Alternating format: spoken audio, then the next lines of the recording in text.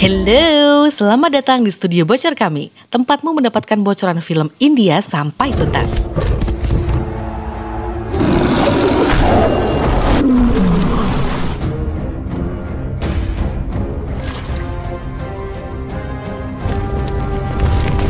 Film India kali ini yang akan dibocorin adalah Samrat Prithviraj. Diperankan oleh Akshay Kumar sebagai Prithviraj Chauhan, Manushi Chilar sebagai Sanyogita, Manoj Vij sebagai Muhammad Gori, dan Sonu Sood sebagai Chan Bardai.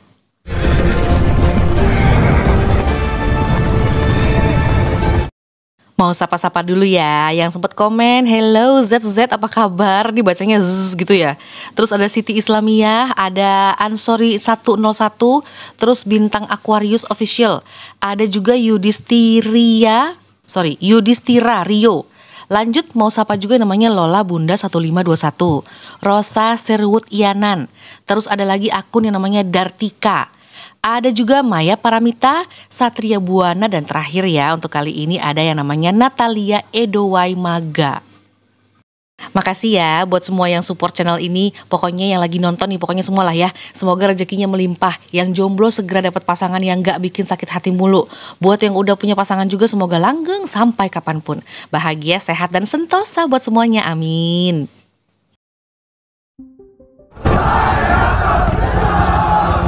Di awal film ceritanya di Ghazni, masa lampau banget lah ya, ini masa-masa sejarah lah pokoknya. Seorang sultan lagi menahan Raja Prithviraj yang punya kemampuan luar biasa. Pendengarannya itu sangat tajam sedari kecil. Di sini Prithviraj emang kelihatan memang gak bisa lihat gitu guys, tapi karena dia punya kemampuan yang luar biasa, dia mampu menghadapi 3 singa yang menyerangnya di tengah arena yang dibuat oleh sultan ini.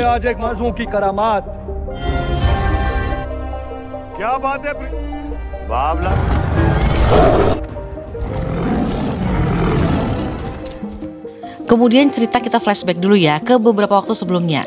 Prithviraj adalah seorang raja yang memang gak kenal rasa takut dan gagah berani.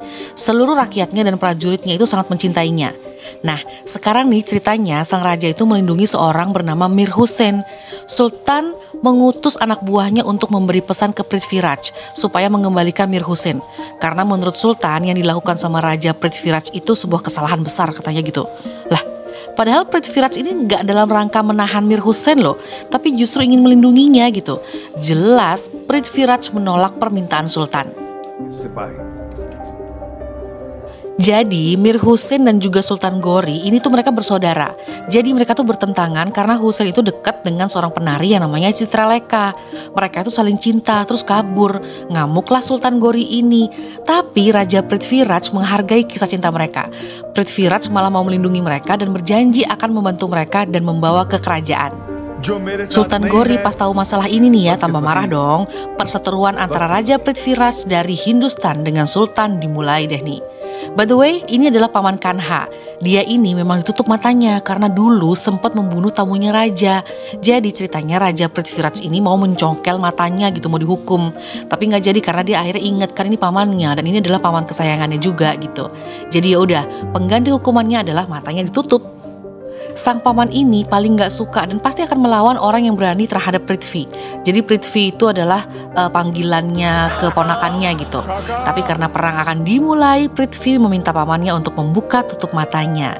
Dan inilah dia, perang dimulai antara Prithviraj dan juga prajuritnya ya, melawan Sultan Gori dan juga prajuritnya. Banyak banget nyawa melayang di antara dua kubu ini. Bahkan Mir Hussain pun di sini terbunuh. Sampai akhirnya Sultan bertarung 1 lawan 1 dengan Raja Prithviraj. Dan singkatnya, kubu Prithviraj lah yang menang.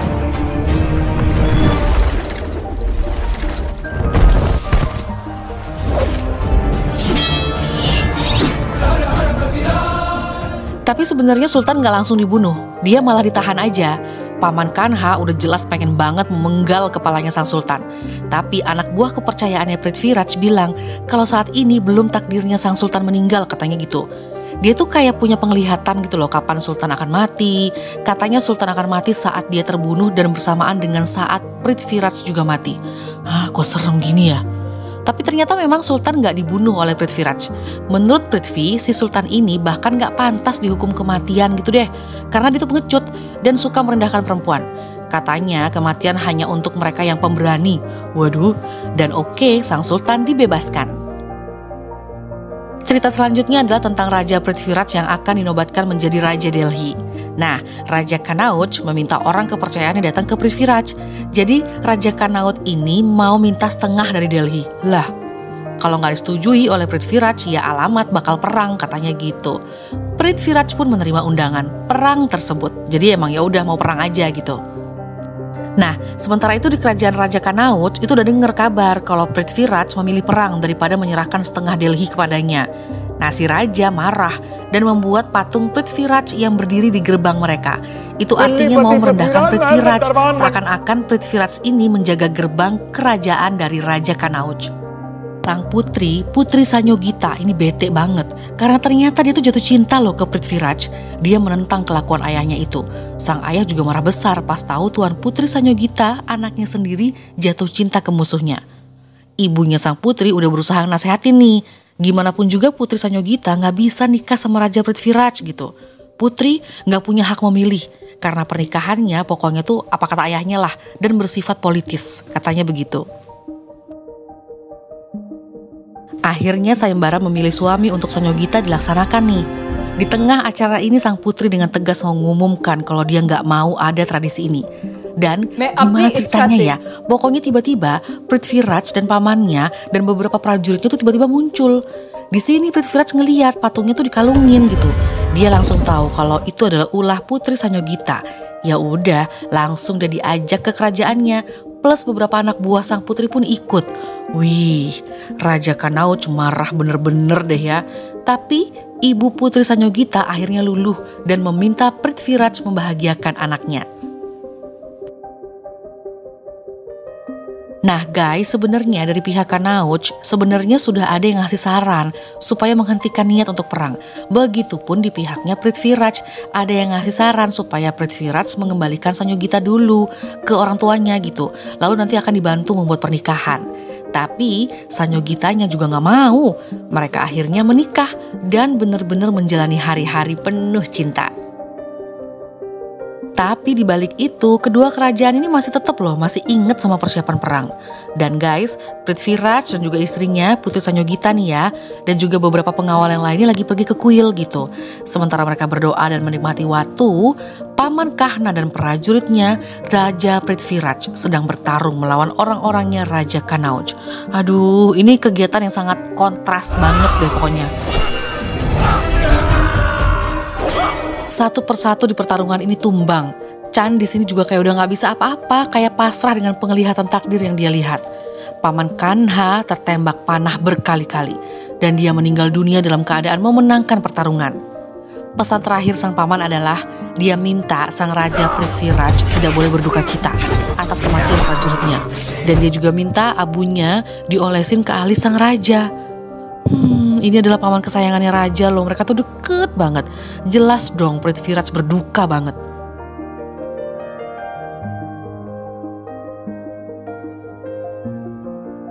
Selanjutnya nih di istananya Prithviraj terjadi sedikit perdebatan.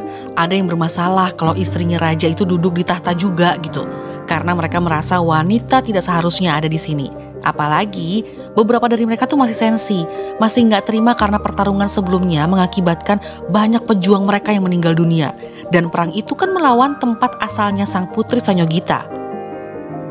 Tapi Raja Prithviraj ini termasuk yang banget dia menghargai perempuan gitu, dan dia menjunjung kesetaraan. Jadi si raja ini malah mempersilahkan istrinya membela diri, dan bahkan raja mengumumkan kalau akan ada banyak keputusan yang nantinya diputuskan oleh istrinya, alias ratunya Prithviraj.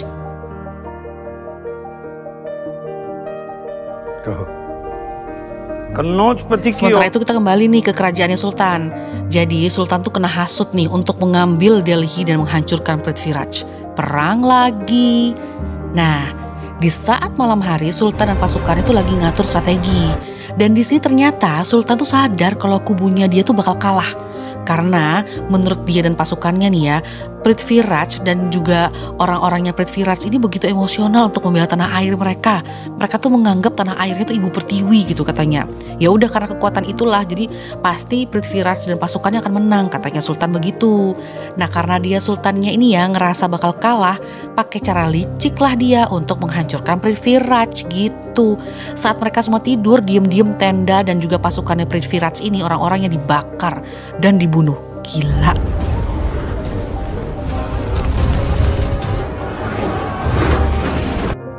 Pas Prithviraj sadar nih bangun dari tidurnya, dia mau gak mau ngalah demi melindungi pasukannya. Dan Prithviraj kalah dengan prajurit dia yang banyak banget terbunuh karena dicurangi.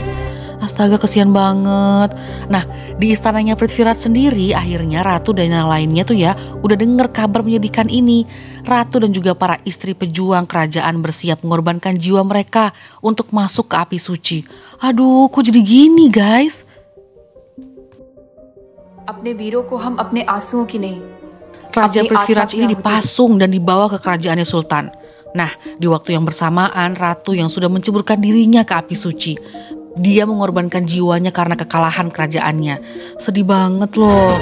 Nah, sementara itu kita ke kerajaan Kanauj dulu ya. Akhirnya mereka ikut berduka dong, parah loh. Ya iyalah, kan anaknya. Anak semata wayangnya mengorbankan jiwa loh. Ibunya Putri Sanyogita ini udah lemes, sedih. Tapi dia bisa protes ke suaminya. Dia bilang, Raja Kanauj lihat nih ya, anak kita tuh mengorbankan dirinya loh. Meninggal dunia akibat kamu yang pengen banget memenuhi kebutuhan balas dendammu, katanya gitu. Raja Kanauj udah deh gak bisa bilang apa-apa, cuma nunduk dan meratapi kesedihannya. Perang antara Sultan Ghori dan Raja Prithviraj. Ini salah satu penghasutnya ya si Raja Kanauj juga kan, terlibat juga dia gitu. Sekarang akhirnya dia kehilangan anaknya sendiri. Aduh, menyesal memang selalu datang di akhir ya. Yaudah, ceritanya lalu kembali ke adegan awal film, di mana Prithviraj dalam sebuah arena yang melawan 3 singa yang tadi tuh guys, ditonton oleh semua masyarakat Ghazni dan juga Sultan pastinya. Ternyata matanya Raja Prithviraj yang emang gak bisa lihat itu karena dicongkel sama Sultan. Itu adalah sebagai hukuman untuk Prithviraj yang berani melihat Sultan dengan tajam. Kejam banget nih Sultan. Malam harinya nih ya, Chan menemani Prithviraj di tahanan. Intinya pas dicek, Prithviraj masih hidup, masih seger lah pokoknya. Dan siap dengan tantangan berikutnya. Nah, Raja Prithviraj dikasih 7 anak panah untuk bisa menembakkan panahnya ke salah satu prajuritnya Sultan. Kalau berhasil, Sultan akan membebaskan Prithviraj dan seluruh prajuritnya yang ditahan. Tapi Prithviraj malah nantang Sultan balik. Dia mematahkan 6 anak panah. Tinggal 1 dong ya kan. Jadi 1 anak panah itu untuk menembakkan ke sultannya langsung, bukan ke prajuritnya Sultan Ghori gitu. Itu tantangannya Prithviraj. Di depan rakyatnya mau gak mau Sultan setuju dong. Pertama nih, Sultan keliling dulu dengan kudanya. Seakan dia mau mengecokkan Prithviraj nih. Mengelilingi Prithviraj, Sultan melontarkan tombaknya. Prithviraj masih belum menembakkan panahnya, tapi dia berhasil menghindar dari tombaknya Sultan. Yang kedua, Sultan kayak mau curang gitu, dia menembakkan tombaknya dari samping bawah. Tapi Prithviraj ini kan pendengarnya kuat banget. Dari apa yang dia dengar, Prithviraj ini langsung paham. Pokoknya dia tahu kalau dia akan diserang dari samping. Lalu Prithviraj ambil posisi dan menembakkan anak panahnya pas banget kena lehernya sang Sultan. Wah, Prithviraj selamat dan dia menang loh. Aduh seneng banget. Chan langsung turun dan memeluk Prithviraj. Sementara Sultan yang udah terkapar digotong nih sama anak buahnya ya kan. Pas Chan dan juga Prithviraj lagi pelukan, tiba-tiba mereka berdua diserang banyak anak panah dari segala sisi. Astaga, bahkan udah begini loh. Dan di depan rakyat loh, pihak Sultan masih curang. Aduh ini begini amat ya endingnya. Persis seperti yang dilihat dari penglihatannya Chan sebelumnya. Raja Prithviraj meninggal bersamaan dengannya yang juga meninggal dunia. Oke, singkat cerita prajuritnya Prithviraj kan dibebaskan nih. Nah, justru rakyatnya Sultan memberikan hormat ke Prithviraj dan juga Chan yang tubuhnya sedang digotong. Sedih banget guys. Dan inilah ending film dan juga ending dari cerita Samrat Prithviraj. Ya udah terima kasih banyak ya guys udah nonton dan juga dengerin bocoran film kali ini. Tapi tetap tungguin dan tonton Studio Bocor berikutnya ya. Stay healthy. Dah.